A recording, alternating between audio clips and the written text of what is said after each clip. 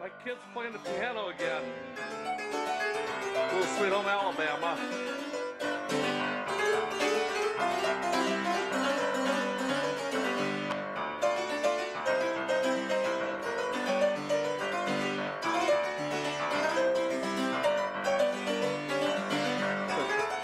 I'll let him keep playing.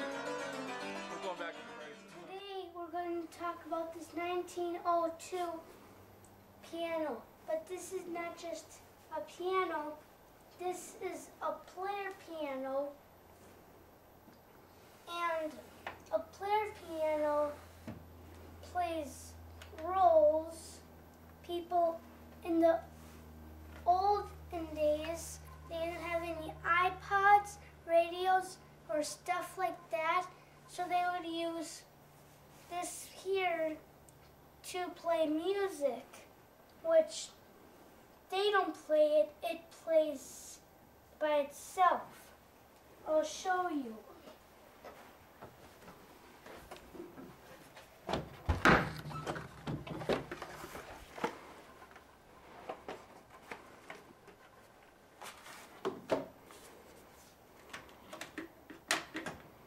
You would take the roll and slide it into these things onto here, which you push this down, and right here you push that down, and this gear here would come over to this bigger gear. And then down here there will be some pedals that I would pedal on this bench right here, like this.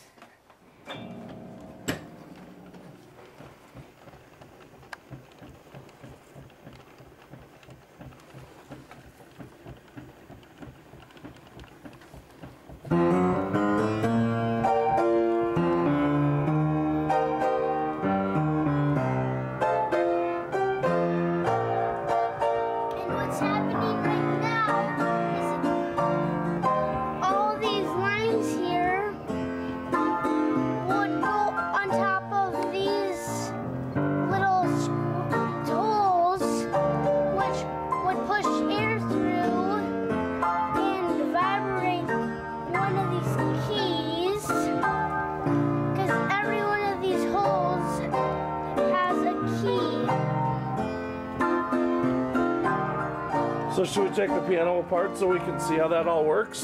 Yes. Okay.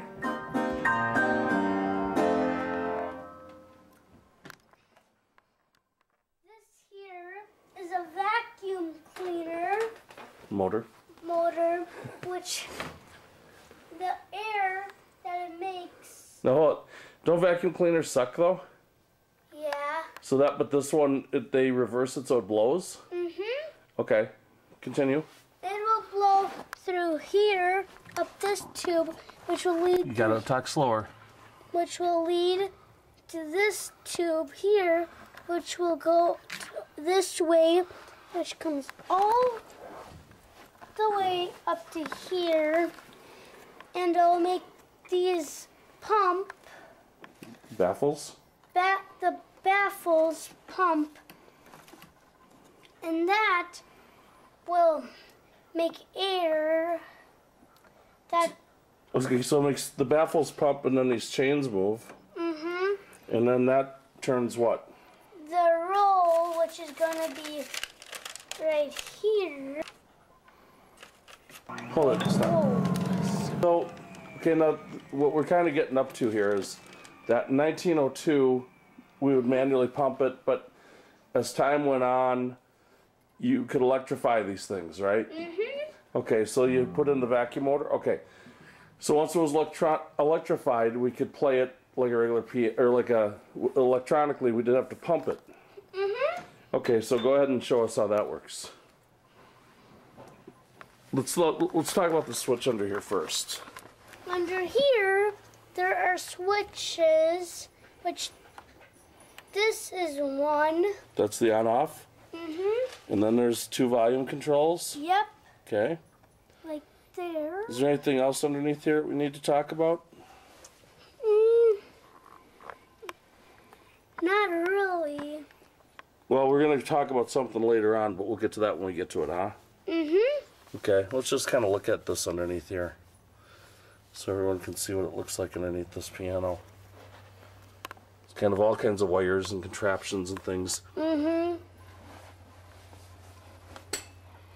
So what, do you know what these do here? Can you explain these things? Do these run the pedals? Oh, these here are all sorts of these switches. And if you look up here for the pedals right here, this is for So you can control the foot pedals with those hand things? Okay, oh that's trippy. Do that again. So it moves the whole mechanism. So that's how it sustains and softens the sounds? Okay. And over here... So it's just like a regular piano, so you can actually use the roll to control the pedals for you. Wow, okay. Alright, and so that's built right into the roll to control the pedals? Yep. So is that part of this tracker bar thing then? Yep. Okay. Alright, well, why don't you demonstrate how this all works? Okay.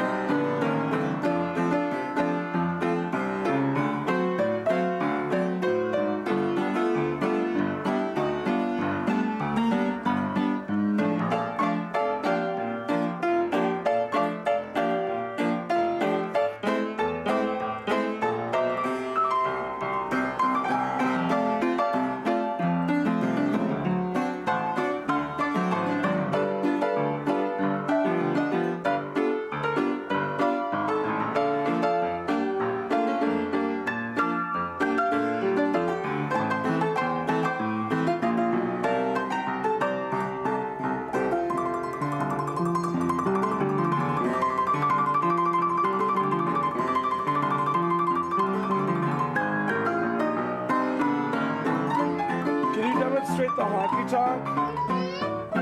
So that's down there. Yes. And now it's just... What's gonna happen? That's honky tonk, that is not. That's in the middle. What happens is down here. Hang on a second.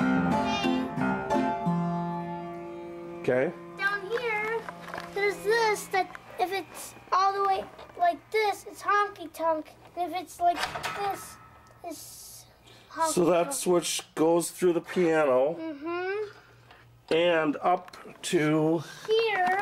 This Okay. will move like that.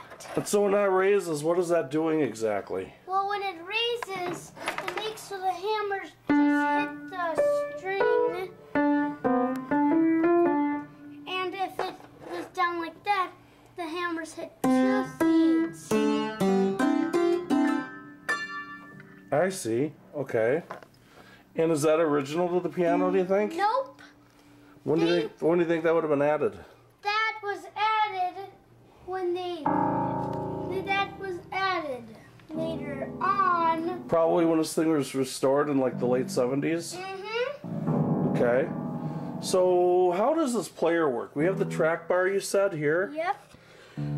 So what does that do with the notes? What happens when, so these lines go over the notes? And then the air that's going through there will make the tubes up here and over here. Hold on, I didn't see it. Try it again. The tubes here, over here. Oh, okay. And over So how many tubes are there? here. And all there is 87. No, 88, because there's 88 notes. Yeah, okay. You're the expert, you're supposed to know that, but you just had a mental block, and you're not used to being on camera. So then every one of those things goes into some kind of a mechanism that we can't, well, it's actually through here, apparently. Then that's what trips the hammers. Yep. Okay. So you can play this just like a regular piano. Yep. Okay, so if you wanted to play, okay, so you can actually, okay, that's cool. So how do they make piano rolls? I'll show you YouTube video of how they do that. Okay, so we'll look at that next. Okay, is there anything else that we need to know about this piano?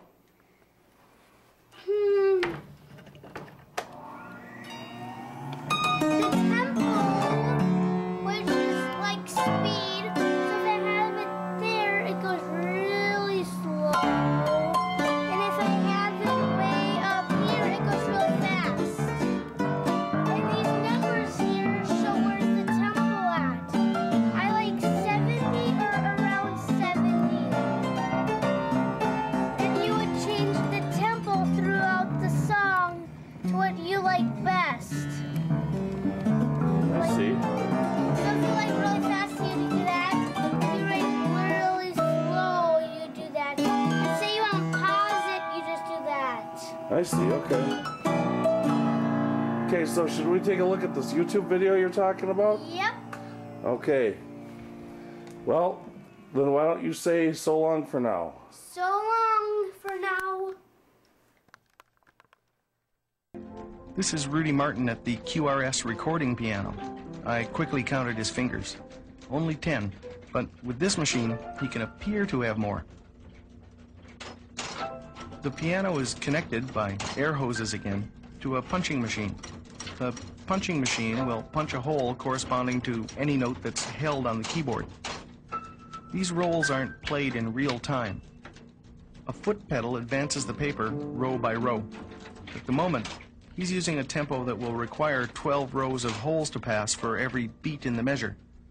A slower ballad might require up to 30 rows of holes per beat. Long duration notes are punched as a stream of individual holes. In the final roll, the holes will pass quickly enough to sound as a continuous note. If long slots were cut, the effect would be the same, but the roll would fall apart from all those slots.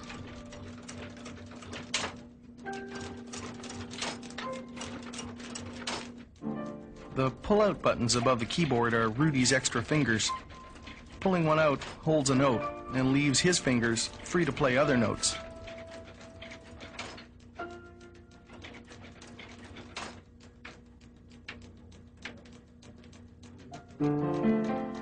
This method of recording a roll is not for the faint-at-heart musician. Rudy can only hear this arrangement in his head, and he's not just copying the music as it's written either. See, it's only written for two hands.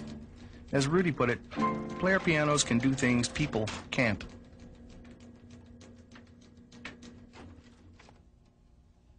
A machine with a tracker bar and set of punches will make duplicates of the master roll, and edits can be made with a knife and Scotch tape. This tempo guide matches the 12 rows per beat used in the recording. He's not only checking for mistakes, but adding further embellishments.